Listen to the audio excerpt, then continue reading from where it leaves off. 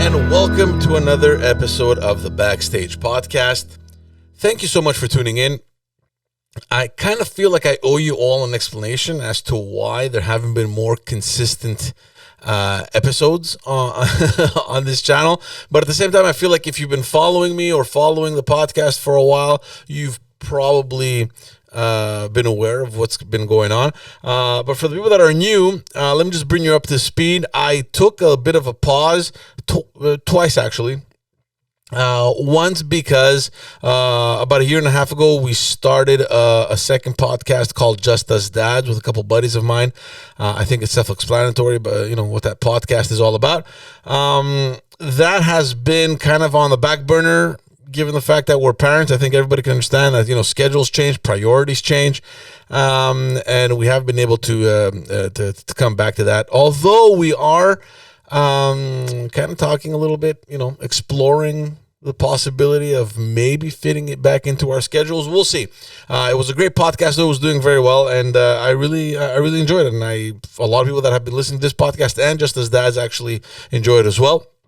Then I picked it back up, and earlier this year, it went again on pause because I started another podcast in French exclusively this time called Politiquement Parlant with a good buddy of mine, Salim, someone that has way more experience than I do as a former colleague, a former political staffer.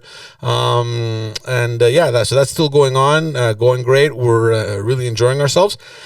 And for those that follow me on the morning show on the Pantelis YouTube channel, every Wednesday morning, there were some changes over there as well. We brought in a legend in the broadcasting industry, Ted Bird, from the Terry and Ted morning show. So he's on the morning show as well now on YouTube. So that's fantastic every Wednesday. So any of you want to go back and listen to those old Just As Dads episodes, you can go ahead and do that. If you understand or know French, do please listen to Politiquement Parlant, great little podcast in French. Of course, it's politically based. And every Wednesday morning at 10 a.m., you head on over to the Pantelis YouTube channel and listen to me and Ted Bird live stream every single week. There you have it. Of course, you can subscribe on this channel.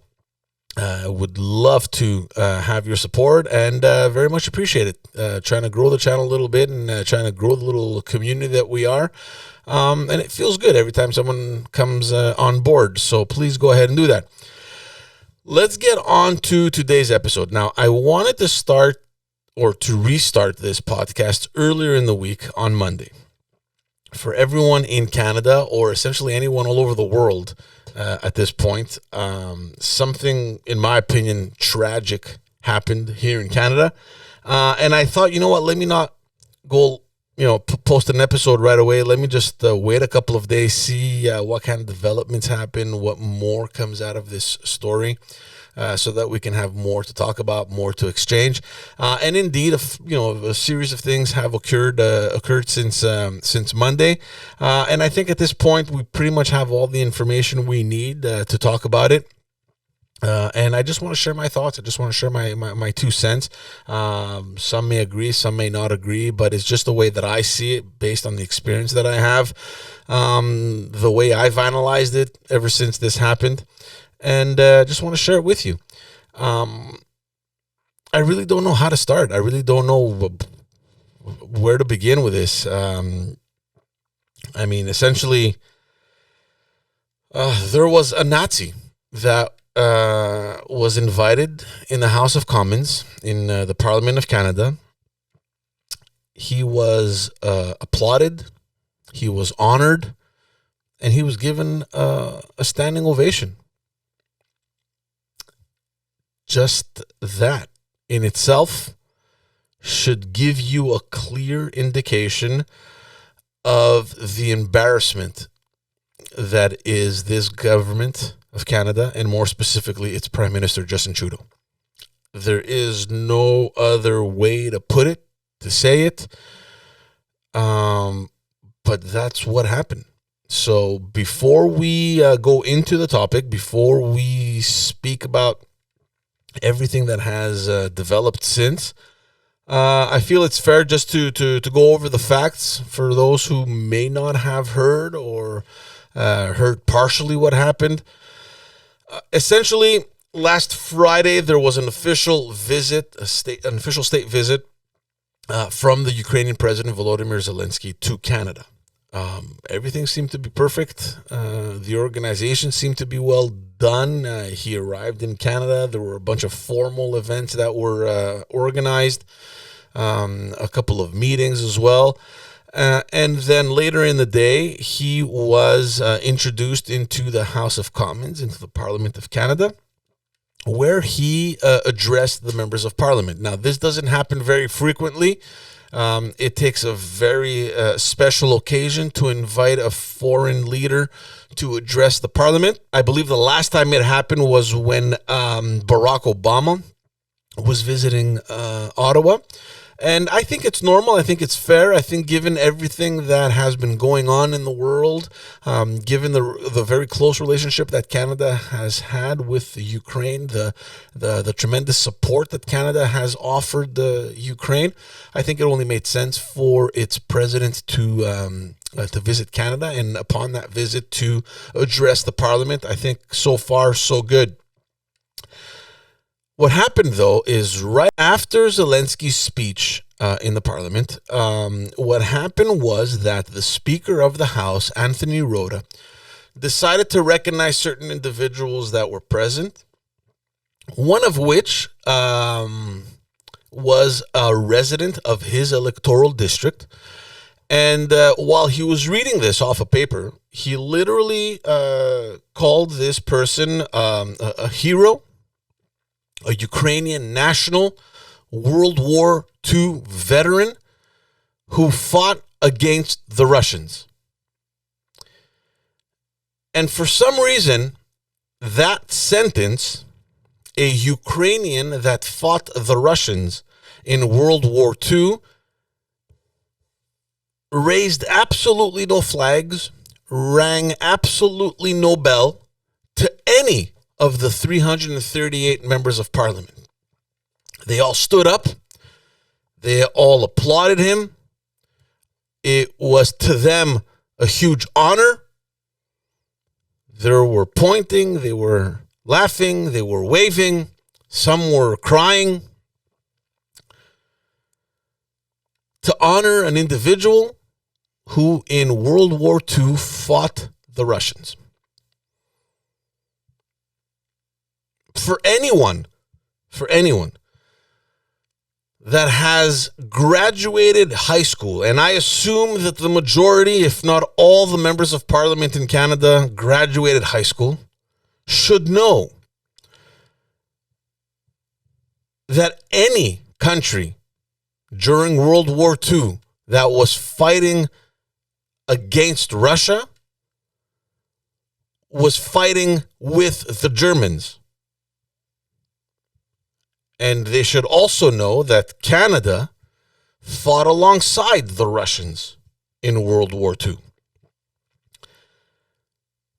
Needless to say that soon after this event unfolded in the Canadian Parliament, we found out that this individual, of course, was part of a Nazi SS division, which has been recognized following the Nuremberg Tribunal as a criminal organization having caused atrocities and crimes against humanity. This is the individual that entered the Parliament, sat down, was honored, and was given a standing ovation. In my opinion, I do not think that there's anything worse that could have happened. This is an embarrassment to all Canadians, an embarrassment to the Jewish community. And I believe that this will go down in history. It cannot be left out. I mean, it's already gone into the books. And I think that Justin Trudeau will also go down in history for this as well. Whether you agree with Justin Trudeau, whether you support him, or whether you don't, these are the facts. Now, there are interesting questions that have come out of this whole situation, and everyone's been trying to make sense of it all and to kind of understand what exactly happened. So how do we get to that point? How did we get there? From the side of the speaker, Anthony Rota came out and apologized. He took on the complete responsibility of what happened. He says that it was his invitation extended towards this gentleman to come into the parliament. He took on all the responsibility. Of course, he didn't resign off the bat, but following pressure from all his colleagues, from all parties combined, he eventually stepped down as a Speaker of the House, and he resigned early this week. From the government side, Justin Trudeau went into hiding, disappeared.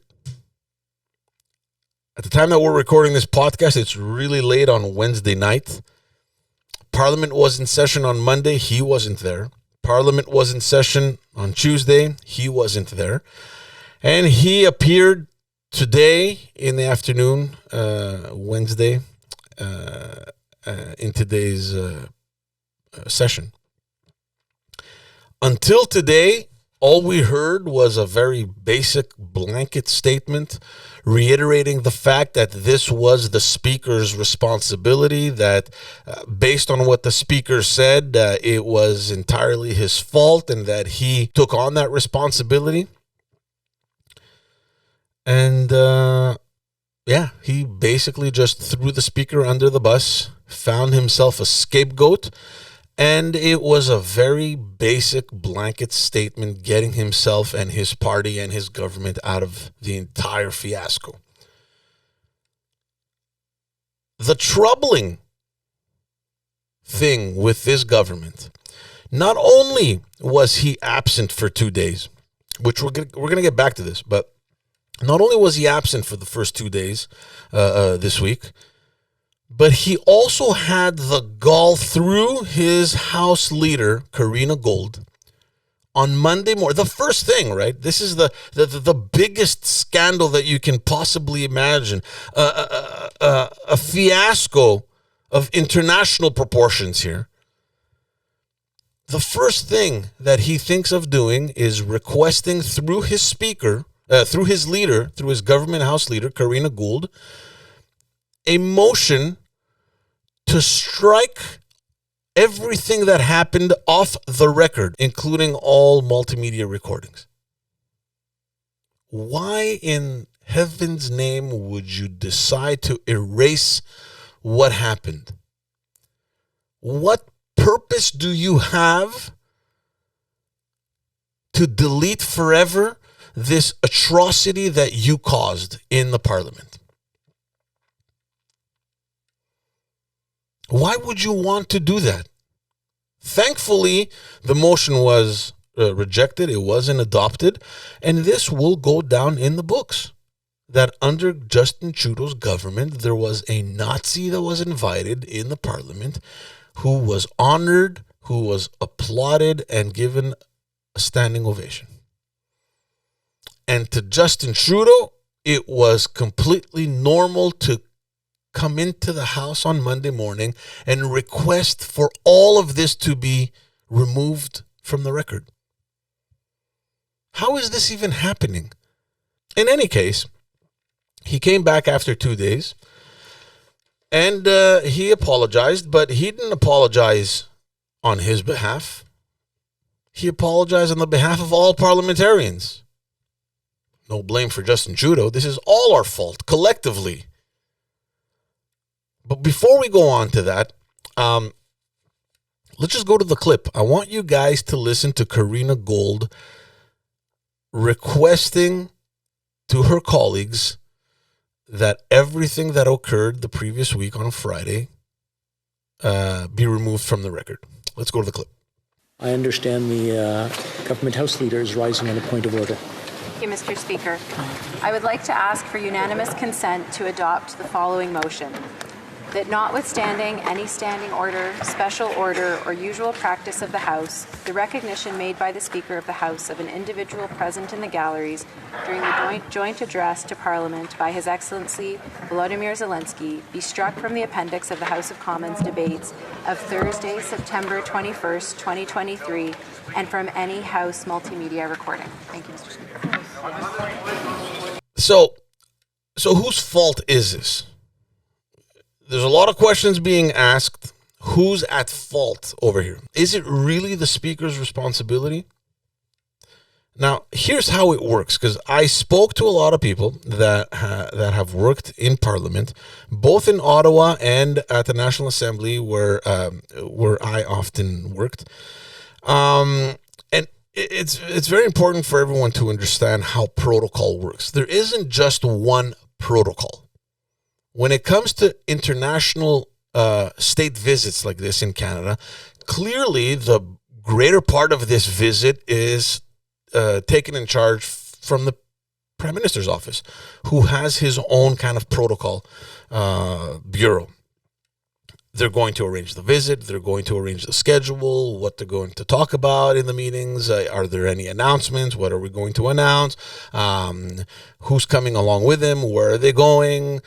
So the entire visit is basically taken on by the Prime Minister's office. Now, I assume that there is a portion of this visit that was also taken on by the protocol of the Foreign Affairs Department. Zelenskyy didn't come by himself. He came with his, I believe it was his Minister of Defense. There was personnel. There was probably civil servants. An entire team came with him. He didn't come alone. So I'm assuming that Foreign Affairs probably had some input on this trip. And yes, of course, for everything related to what was happening in Parliament, well, the Speaker of the House is actually responsible for the Parliament building. And yes, he has his own protocol about all the proceedings and everything that's happening in Parliament. So how does someone like this get into the House? One would think that everyone entering the Parliament has to get vetted, that there is some sort of security clearance. I invited so many people at the National Assembly. Over the course of, 11 years, whatever, that I worked in politics, there were so many groups, so many people, dozens, probably hundreds of people that were invited to the National Assembly. The first thing that I was always asked was to provide their names, their dates of birth, and their addresses. The reason for doing that, I'm assuming, wasn't for them to send birthday cards on their birthdays. I'd like to believe that this was asked because there is a security clearance that has to happen. There is a security background that needs to happen.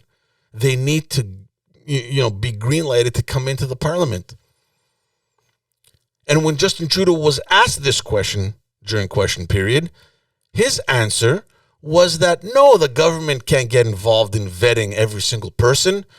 Every parliamentarian, Justin Trudeau said, has rights and privileges, and the government cannot infringe upon those rights and privileges. Let's take a look at that clip. The Honourable Leader of the Official Opposition.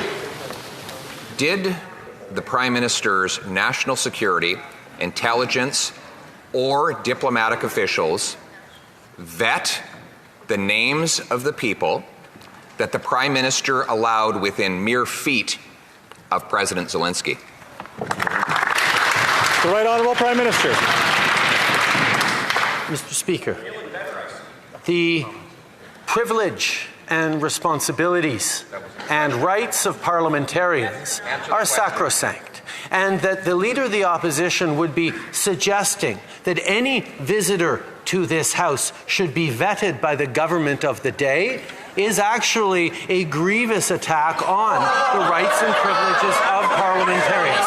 However, if the Leader of the Opposition or the Speaker or anyone wants our intelligence agencies to vet any of their guests, we would be more than happy to do that in respect of parliamentary rights.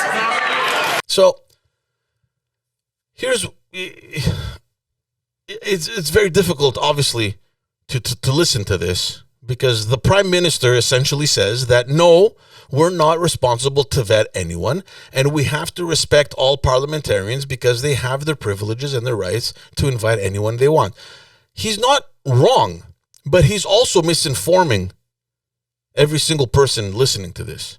Yes, every sitting MP has rights and privileges, and yes, they can invite anyone they want, of course.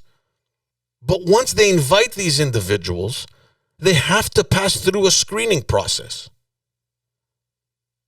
There's no way that anyone can just open the door wide open and say, let's go, guys, I'm using my right and privilege as an MP and I can bring anyone I want. It doesn't work that way. In fact, if you really want to understand how it works, what the procedure is, how about we hear how it works from the person that actually negotiated this procedure? Let's take a look at that clip. Senator Husakos. Madam Speaker, my question is for the government leader. And government leader, you're spreading misinformation on this floor. I was the speaker at the time with Speaker Scheer when we negotiated the MOU for the security structure in Parliament. I can assure you that guidance is given to our security forces on the Hill by the two speakers of the chamber. But all security operationally is controlled by the head of security, which is RCMP, and they report directly to the minister in the executive branch of government. That's how it works. Anytime we bring any guest on Parliament Hill, they are vetted, and they're allowed only once the government and the RCMP gives authorization for those guests to be vetted. That was my good friend and Senator Leo Husakos, who negotiated the procedure, and we understand that it's pretty clear. I don't even see where there's a doubt. Everyone gets vetted. Every single person that walks into the parliament needs to get vetted. It goes through to the head of security, who is the RCMP, and then it goes straight to the executive branch of the government. So again, the question comes up, how is it even possible that a Nazi actually came into the parliament? And let's assume for a second that it was the fault of the Speaker of the House. He was the one that invited him. He's the one, I don't know, maybe that brought him in from a back door somewhere. Who knows how this guy entered Parliament, and who knows how the Speaker brought him in, because assuming that it's the Speaker that sent out the invitation. The problem isn't only what happened in the House. That's the embarrassing moment, obviously, that we will never forget. But either before or after, what happened in Parliament, I think it was after, there was a private reception held where this individual got to meet our Prime Minister. He got to meet President Zelenskyy. And there is no doubt in my mind that if there is a private event, a private reception that is hosted by the Prime Minister, that his team and his protocol is probably in control of that list.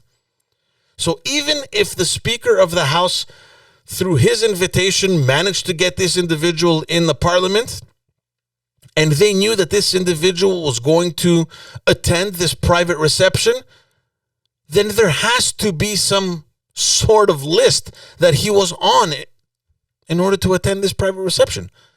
And that is Justin Trudeau's private reception. So at some point down the line, this name should have been flagged somewhere. But let's assume, again, that no one did that job, that there is no vetting process like Justin Trudeau says. Let's assume, which is hard to believe. We just heard Leo Husakos explain to us clearly how the vetting procedure works in the parliament. But let's assume Leo Husakos is lying. Let's assume that there is no vetting happening. The speech that the speaker read, he's reading this, and he's saying that this individual is a war hero. He fought in World War II against the Russians. He's reading this off a paper. Now, I've worked as a political staffer, and I've written dozens, if not hundreds, of speeches. The person writing that speech, the person proofreading that speech, the person translating that speech, and the person probably rereading the final version of that speech, they did not see that one sentence. Nobody saw what was written there and handed over to the speaker. Nobody. Absolutely nobody saw that speech. Nobody read it. Nobody clicked that what we're writing here makes no sense. Fought the Russians. Hold on a second. Weren't the Russians our friends during World War II? What's going on over here? Nobody had that reflex. Absolutely nobody. There is a big problem in our parliament. If that is the case, there are numerous people that have acted irresponsibly, and this is flat out negligence. Now, I don't know who Justin Trudeau is covering for. I don't know what happened, who dropped the ball, and who's covering for who. At some point, though, answers need to be given. And the reason these answers need to be given is because this cannot be reproduced. It shouldn't have even happened. It should not have happened. No matter how we see it, no matter what angle we take, no matter who we believe, the fact of the matter is that there is an individual that is a Nazi that entered parliament and should not have entered parliament. And there are so many reasons that we can come up with to demonstrate how this could have been avoided. So many. One being those lists that had to be vetted. Two, those staffers that wrote that speech should have seen it. And three, the speaker that read it should have seen it. It makes absolutely no sense that in our parliament we honored and threw flowers to a Nazi. The repercussions that this has had at an international level is beyond belief. Immediately, the Russians took advantage of this for their own propaganda. You need to understand something. President Zelenskyy is fighting a war against a country that illegally invaded his country under the pretext that they needed to denazify Ukraine. This was Putin's justification of illegally invading the Ukraine. And on the next day of Zelensky's visit, President Putin took that instant and said, there you have it, ladies and gentlemen. What we've been saying is finally being demonstrated. Where, of all places? In Canada. In Canada, where the president of Ukraine was visiting on an official state visit, and a Nazi was invited, and everyone was applauding. Every single MP, all 338 MPs, none of which either didn't hear what the speaker said or heard it and ignored it, or who knows what went through their head. Every single person in that parliament was up on their feet clapping for that Nazi. We were humiliated. Internationally, there isn't one major international media that didn't embarrass us. And the question now is, why isn't Justin Trudeau taking any responsibility? I'm coming back to what we had said earlier, where he apologized because everyone was expecting an apology from the Prime Minister. I mean, for God's sakes, you're the leader of this country. And he came out and apologized on behalf of all the parliamentarians. I'm sorry. Apologize on behalf of all parliamentarians? Apologizing on behalf of all parliamentarians just doesn't cut it. Because it's not all the parliamentarians that invited Zelenskyy. It's not all the parliamentarians that organized this visit. It's not all the parliamentarians that planned the announcements, the discussions that were going to happen, the joint conferences. It was one individual. It's the Prime Minister that organized this visit. It's the Prime Minister that extended the invitation to Zelenskyy, and it's the Prime Minister that organized the entire visit. And these unfortunate events happened under his watch. And as the leader of this nation, he should have been there from day one to take on that responsibility. Instead, what did he do? He went into hiding for 2 days and he left his team out to dry. I put myself in the shoes of his MPs who, on the first day back to work following these events, their leader isn't there. They have to cover for him. Not 1 day, but 2 days. Where is our leader? How are we supposed to be here without him when all this happened on his watch? What kind of leader does that? I would be seriously asking these questions if I was elected in his caucus. It's frustrating. It is frustrating that our prime minister never takes any responsibility. From the day that he was elected in 2008 all the way up until today, he never takes any responsibility for any embarrassment. And there have been quite a few. How is it always someone else's fault? How is it always someone else's responsibility? What happened in Parliament last Friday is, in my opinion, the worst thing that I have ever witnessed. In all my years in politics, I don't honestly think that I have witnessed anything worse than this. This is quite possibly the most humiliating, the most insulting, the most appalling thing that could have happened. And it happened in our parliament under his watch. And whether you like Justin Trudeau or not, whether you support him from the beginning or whether you hate his guts, I don't care where you stand on this spectrum, Justin Trudeau will ultimately be remembered for this. No matter what you think of him. I know people that support him. I know people that have voted for him. And I know people that can't stand him.